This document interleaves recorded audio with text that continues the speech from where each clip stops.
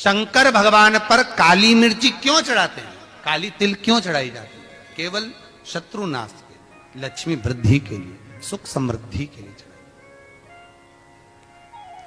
बहुत ध्यान दें महाराज, बच्चे अगर एग्जाम में बैठ रहे हैं और विशेष एग्जाम है, कोई सीए की पढ़ाई कर रहा है या कोई चीज की पढ़ाई कर रहा है, आप लोगों ने टीवी पर कथा सुनी होगी तो आपको मालूम होगा भी उज्जैन में और इंदौर में जब कथा हुई, दीदी भी आए थे उज्जैन कथा में 84 महादेव में, तो वहां एक बच्चा एग्जाम में बैठा था और वो बच्चे का एग्जाम देने के बाद में जो रिजल्ट आया है वो सीए की पढ़ाई में भी अव्वल निकल गया, केवल एक काली मिर्ची का प्रयोग। भगवान शिव को चंदन किस लिए लगाया जाता है? शंकर भगवान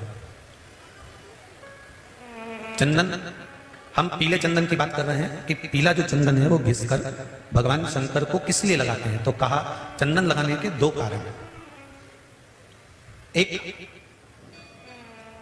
भगवान को चंदन इसलिए लगाया जाता है कि उन्होंने जो विष पिया था उसकी तपन के कारण उनके मस्तिष्क पर चंदन लगाया जाता है, जिससे वो तपन विष की मेरे देव अधिदेव महादेव को नहीं। और दूसरा चंदन लगाने का कारण क्या बताया? तो कहा दूसरा चंदन लगाने का कारण बताया कि हमने अगर कोई पूजन में, भगवान की पाठ करने में, पूजन करने में, भजन करने में, स्मरण करने में, कीर्तन में, हमने भगवान के मंत्र जाप में अगर कहीं कुछ थोड़ा बहुत भी दिखावा कर दिया हो या छल कर दिया हो या कोई कपट कर दिया हो तो हम उस दोष से मुक्त हो जाए। इसलिए हम शंकर भगवान को निष्कपट भाव का चंदन लगाते हैं, निष्कपट भाव। लगने लगे कि हाँ बहुत कष्ट है, कर्जा भी बढ़ गया, तकलीफें भी बढ़ गई, बहुत दुख भी बढ़ रहा है, कहीं परिवार सही नहीं चल रहा है, तो प्रयास करते रहा करो। हफ्ते में एक बार एक चावल का दाना जल के पात्र में डाल लिया, एक काली मिर्च जल के पात्र में डाल ली और उस जल को ले गए, थोड़ा सा चंदन का छींटा डाल दिया, ले जाकर शिव जी को समर्पित कर दिया। शंकर को जल चढ़ाने के लिए 5 स्थान हैं जहां शिव को जल चढ़ाया जाता है और शंकर उस जल को स्वीकार करते हैं, जिसको पंचगंगा कहा गया। 5 स्थान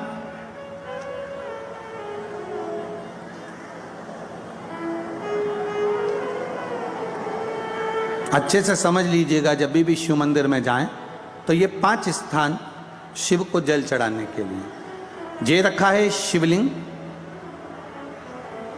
गोल जलाधारी, ये चरण जहां से पानी नीचे की ओर जाता है। शंकर भगवान के 13 बच्चे हैं, 13 की 13 बच्चे, शिव जी का संपूर्ण परिवार, 33 कोटि देवता, 64 योगनियां, सब शिवलिंग के आसपास में।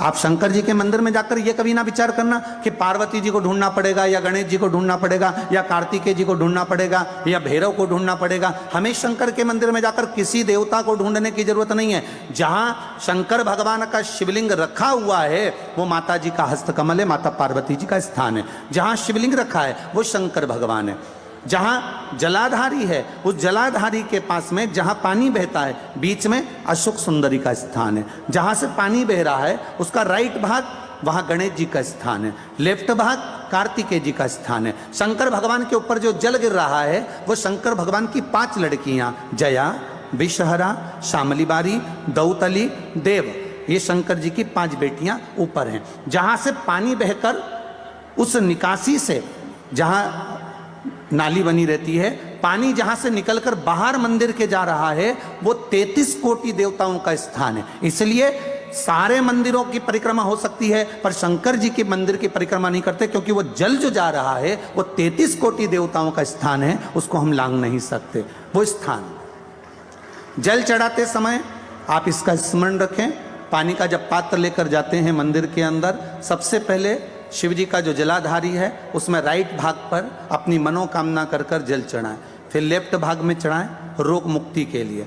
अशोक सुंदरी की जगह पर चढ़ाएं, ये तीसरा स्थान। चौथा स्थान माता पार्वती जी का जो कटी भाग है जहां पर शिवलिंग रखा हुआ है उस भाग पर जल चढ़ाएं, चौथा भाग। 5वां भाग शंकर जी के ऊपर चढ़ाएं। ये 5 जगह पर जल क्रम वाइज चढ़ाएं। आप लोग जाते हो डायरेक्ट जाकर शंकर जी पे जल उंडेल करा जाते हो, सीधे गए और शिव जी पे जाकर आपने जल चढ़ा दिया। हमारे यहाँ शास्त्र कहता है जैसे अपन देवताओं की पूजन करते हैं तो पंडित जी सबसे पहले पूजन किसकी कराते हैं? जम के बोलो जरा। गणेश जी की। गणेश जी के बाद पूजन कराते कराते कराते कराते कराते कराते आगे के सारे देवता कराते कराते कराते कराते फिर मूल पूजन पर पहुंचते हैं। आप डायरेक्ट मूल पूजन पे पहुंच जाते हो। और सरल भाषा में समझ लो, जितनी सरल भाषा में समझोगे ना उतना अपने जीवन में उतर जाएगा। शिव मंदिर में पहुंचने के बाद पहला गणेश स्थान, कार्तिकेय स्थान, अशोक सुंदरी का स्थान। अशोक सुंदरी के स्थान पर जल क्यों चढ़ाया जाता है? क्योंकि भगवान शंकर की सबसे छोटी लड़की जो है वो अशोक सुंदरी है। और ये जो छोटी लड़की है अशोक सुंदरी, ये नारी को अखंड सौभाग्यता का वर प्रदान करती है। कौन सी नारी को? किस नारी को अखंड सौभाग्यता देती है? तो महाराज शास्त्र कहता है जिस नारी के भाग्य में लिखा होता है कि इसको वैधव्य होना है, इसके पति को समाप्त होना है, अगर वो नारी अशोक सुंदरी वाली जगह पर जल चढ़ा देती है तो पति पर अगर काल भी मंडरा रहा होता है तो मां अशोक सुंदरी महाकाल से कहकर काल को टाल देती है। वो अशोक सुंदरी का स्थान, वो माता अशोक सुंदरी का स्थान।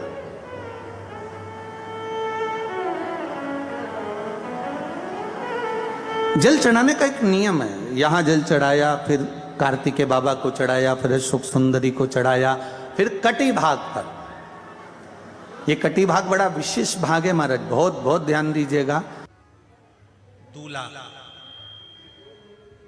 दरवाजे पर जब आता है, मटकी में जो दिया लगाया जाता है, सालियों लेके खड़ी होती कन्याओं, वो मटकी में एक बत्ती का दिया लगता है कि 4 बत्ती का लगता है? जम के बोले 4 बत्ती का लगता है ना। 4 बत्ती का दिया, क्योंकि हमारे यहाँ शुभ कार्य हो रहा है। 4 बत्ती का दिया।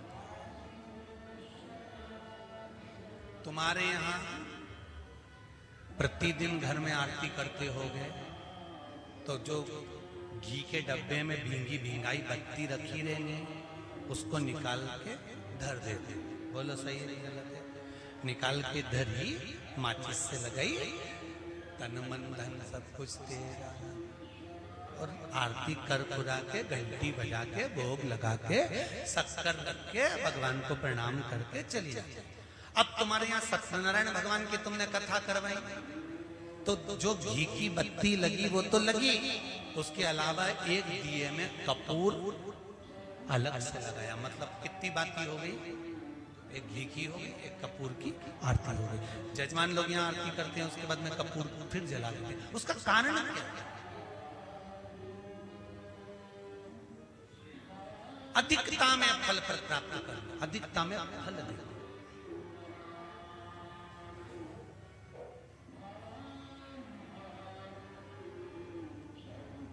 साल, 2 साल, 4 साल, 6 साल में आप भी प्रयास करा करो, पतली पतली बत्ती बनाकर 108 गिनकर घी में जब उसको पूरी बांध लो, घी में भिगो कर रख लो। कोई घर में विशेष कार्य हुआ या कहीं तीर्थ गए, कहीं गंगा जी के घाट पर गए, सरयू, मंदाकिनी, नर्मदा, गोदावरी, छिपरा आदि के घाट पर गए तो उस बत्ती को प्रकट कर कर जलाकर रख दिया।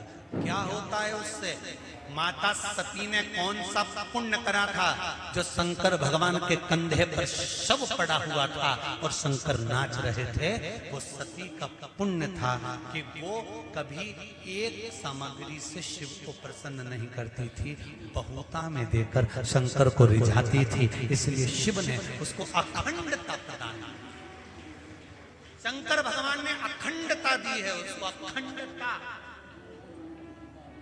श्री शिवाय नमस्तुभ्यम। हर हर महादेव। पूरा वीडियो देखने के लिए धन्यवाद। वीडियो को लाइक करें और वीडियो को शेयर करें। चैनल पर अगर आप नए हैं तो चैनल को सब्सक्राइब करें।